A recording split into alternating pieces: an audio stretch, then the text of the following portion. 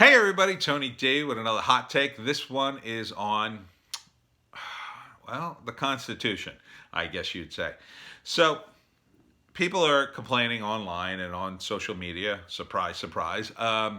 This time they're complaining about the protesters because they want to end the lockdown. Now, you have feelings about it one way or another. You know my feelings. I think the lockdown should be over at this point. I think we've done all we could. People know to social distance and wear a mask. I don't think locking down any longer is really going to do us any good. Open the doors and say, F it, we're going to go until the next one. Especially if these guys are considering a second lockdown sometime in the future. I mean, then you definitely got to open this thing. In the state of New Jersey, we have to get ready for Memorial Day because the Jersey Shore is a huge thing and people got to get their businesses ready. It's where they make a lot of their money. In other parts of the country, they make different money in different ways. And there are seasons. Farmers certainly have to get going on their crops. People who do greenhouses and flowers. People got killed on Easter for flowers. I mean, you know, with the lockdown, how are you going to sell Easter flowers? How are you even going to get them? Now you got Mother's Day coming up. Same deal. I mean, you got to unlock the doors. Some people, they spend all year growing flowers just for Mother's Day. Come on. But I'm noticing a terrible pattern developing here, a terrible parallel. Now, I already made this parallel in an earlier video that the Democrats here are becoming the Labour Party that got trounced in the UK. For those of you who don't know, the Labour Party is kind of like British Democrats, kind of. Only they start at Bernie Sanders. Actually, they're to the left of Bernie Sanders. They're already socialists. They're trying to drag people into communism. I'm not kidding around. They weren't always that way, but they've gotten that way. They've gotten super woke and super left, and they call each other comrade openly in political rallies. That's how crazy it is in the UK. They were led by a guy named Jeremy Corbyn, who's basically a communist, who praised communists, who still praises communists, still praises, he praised various terrorist organizations with regard to the UK. So, and they just got trounced in the last election. So imagine like the Democrats losing everything in the House except like, there are 435 seats in the House. So imagine they lose all but, they've got 30 seats. That's how badly they lost in the UK. They got killed. They lost seats they held for almost a century solid. They used to be for the working man. The working man left them. It would be as if, and this is sort of repeating itself in the United States with Trump, it would be as if the entire Rust Belt and much of the South suddenly started voting Republican and never came back. That's what happened in the UK. And they are unlikely to come back. They went from the Labour Party to the Tories, who are the UK version of the Republicans. But there was an interesting wrinkle, which is also appearing in the United States. Not only are the Democrats embracing woke ideology as lefties get here, being socialists. They're trying to drag us to socialism. They're still working on that. They haven't quite gotten up to communism yet. But this other element they had a problem with in the UK is anti-Semitism. They had a real problem with anti-Semitism in the Labour Party, so much so that Jeremy Corbyn, the leader of the UK Labour Party, had to put out a statement about it and, basically say, oh, well, I'm against this. So, yeah, no kidding. But that didn't stop from people in the labor movement saying very anti-Semitic things. And now we start to see that with the Democrats. Ilhan Omar has said some things sound pretty anti-Semitic. She, I believe, is Muslim. Now, there is definitely some tension between Muslims and Jewish people in the world because of the world stage with regard to Israel and the Arab countries who are mostly Muslim. And we all know that that is an issue, and that's an issue for them on a smaller scale. So the fringes of these groups still harbor some resentment. But in the United States, it's mostly mitigated because we have good integration with people who come to live here. People who immigrate here, they become Americans. They become fat and watch TV and watch Netflix, and it doesn't matter what religion they are. But in the UK, not so much. People aren't integrating fast enough. There's too many immigrants and not enough room. But Ilhan Omar said some things. Now we have Bill de Blasio, who's on Twitter threatening Orthodox Jews in New York City to shut down their religious events when he's going out to see the Blue Angels fly over Brooklyn. It's totally hypocritical. I don't think de Blasio is an anti-Semite, but I do think he's incredibly insensitive. And I think that's kind of how it starts. I think it's that insensitivity, a guy who's a hypocrite, a guy who told everybody to go out during the early days of the virus and went to the gym himself, breaking his own rules. He doesn't care. He gets to do what he wants to do. It was just like when Chris Christie went to the beach when nobody else could go. Took his whole family. F you. So, but we're seeing the rise of some of those feelings. Because just like in the UK, certain groups of people, they're okay to make fun of. Because the perception is on the left, people in power are okay to criticize. But people who are marginalized are absolutely untouchable. And the way it splits with religion is Christians are perfectly fine to make fun of because the perception is, well, they've been in power for hundreds of years and they've committed all sorts of terrible woke crimes that we'll never forgive. Now it seems like Jewish people are kind of migrating to that list for whatever reasons. And there was some of that percolated in the Women's March. There was a big split in the Women's March about some women who held kind of anti-Semitic views. I don't know what exactly happened, but I remember reading about it. Stuff that you'd expect to hear in like a Farrakhan rally or something. It was pretty crazy, but it seems to be consistent with what happened at the Labor Party. And part of that, I think, is because the Muslim immigrants are still on the marginalized list in the left-leaning ideology. Not because of the religion, but because many of them are immigrants. And they're poor and they're looking for a new life and yada, yada, yada. The left just blindly embrace them and assume that they would just sort of adopt all their woke ideology, which they have not. There are plenty of very, very traditional Muslims who do not like certain things in the woke ideology. Mainly, they're very anti-gay. And I'm talking the extreme. I'm not talking the average moderate Muslim. They're just normal people. I'm saying the extreme religious ones.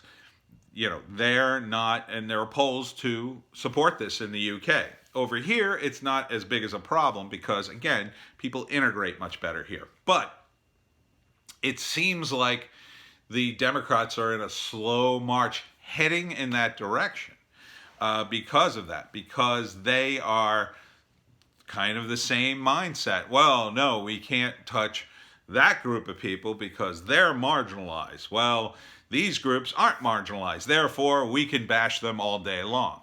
And that kind of weird split is part of a collective mindset. And what people on the left tend to do is they're more collective in their sort of outlook. They group people according to their various traits and then consider them a monolith in terms of their opinion. That's basically what racists do, right? They're more ethnically obsessed, whereas the people on the left are more obsessed with, say, this bizarro hierarchy of victimhood. And they are slowly turning themselves, I think, the Democrats are slowly turning themselves into the American version of the Labor Party. Now, they're not as far left as the UK version because those guys are full-blown commies.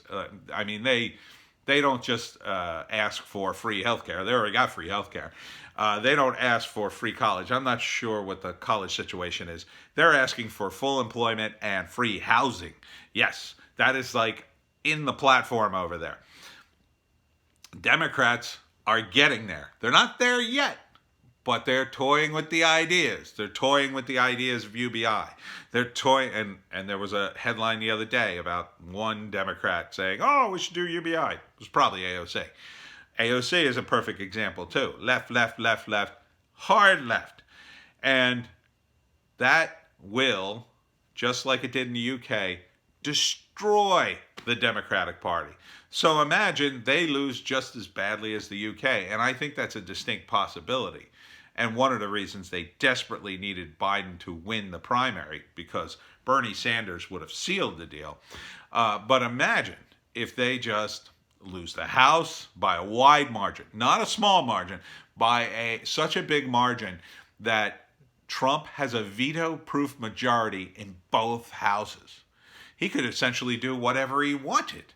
There'd be nothing the Democrats could do. Wouldn't matter what their votes. They wouldn't even talk to them. They wouldn't even have to talk to Nancy Pelosi. It would be an absolute disaster. Now, I am not a Trump supporter. I didn't vote for Trump, but I'm not against Trump, okay? So settle down, Trump supporters. I know you're going, yay! But the thing is, power corrupts, and absolute power corrupts absolutely. That's too much power to give any party. You certainly wouldn't want it for the Democrats, and trust me, you don't really want it for the Republicans. We don't want them to get a veto-proof majority.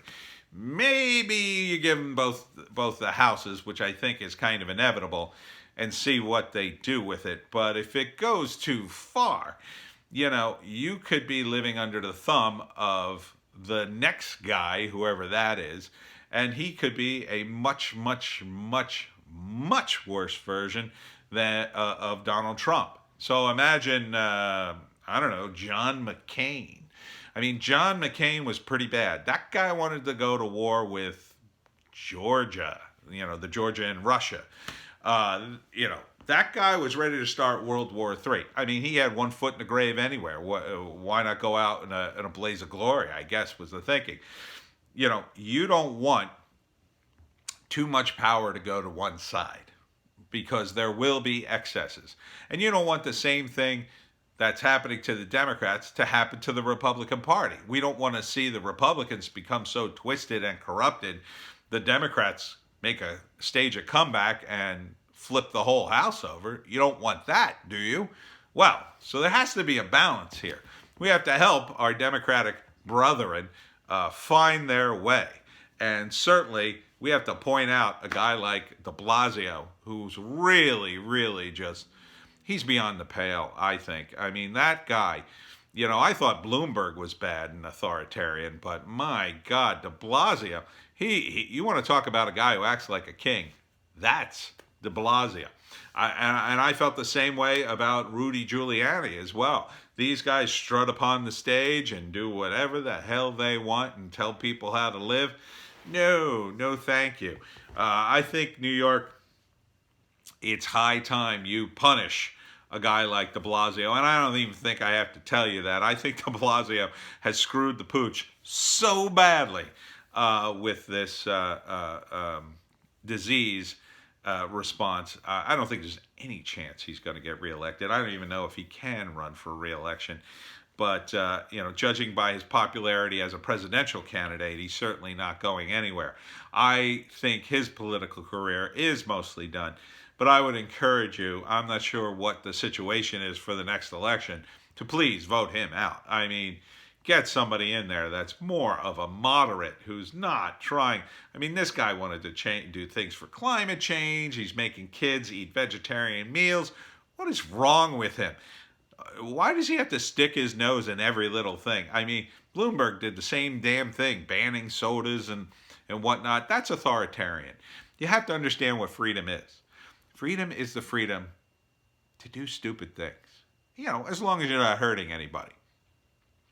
People are going to do stupid things. You can't stop it. You can't make enough laws so people are stupid proof. That's never going to happen. You have stupid people. The best you could do is mitigate the stupidity.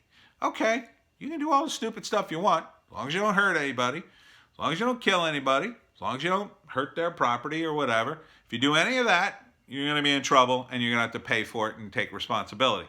But if you go all along and hurt yourself, well, we don't want you to do that, understand? But you're going to have to take responsibility for it. I mean, that's what government should be. It should be a very light touch. It should only be called up in emergencies, and otherwise we get these twisted versions of, my God, I never thought, being a Democrat back in the day, back in the 80s, that I would ever see a Democratic Party that was so twisted, such a twisted version of itself, a version of itself that is so woke and no longer values freedom of speech or anything in the Constitution. I mean, these are basic principles that Democrats used to espouse constantly. They used to point at the Republicans and say, hey, you got to respect freedom of speech. You're allowed to burn a flag. I don't like it, but you got to allow it. That's the kind of thing Democrats used to stand up for. That's a principled stance. Now, I wouldn't burn a flag, although, case in point, I was Boy Scout, and the proper disposal of an American flag which touches the ground is to burn it, technically. But, there's a whole ceremony involved. It's very pseudo-religious. But, you have to respect the Constitution. If you don't, then you should move to a country that has, I don't know, the kind of judicial system or whatever system you like, or change this one. Good luck. Maximum freedom is what we need. And when you see these people just get so twisted because they're so woke and they need to live in this imaginary bubble in which everybody thinks the same way, I mean, it's just destroying them. So follow the Constitution, Democrats. That's all I'm saying. You need to find these limits of lines you won't cross. And that document is the perfect thing, because we're all Americans and we all agree that the Constitution is great and should be listened to. And, it sucks that you won't get all the gun control laws that you want, but you might get some reasonable compromise for certain areas of the country or certain buildings or a stadium. You can't bring a gun in a stadium, and people go, well, okay, I don't need my gun at a stadium. Or whatever. You can, maybe check it at the door or something. Because there was a time in which, we had these sort of freedoms and nobody batted an eye and nobody was killing each other in the street. So let's get back to the basics and let's try to bring the Democrats back to the center as best you can. And hopefully they will find a balance. And this way they won't get completely wiped out in 2020, at the end of 2020. And they can find a balance and maybe rebuild their party in a sensible way. Not try to rebuild it like the Politburo of America. Anyhow, that is my rant. See you next time.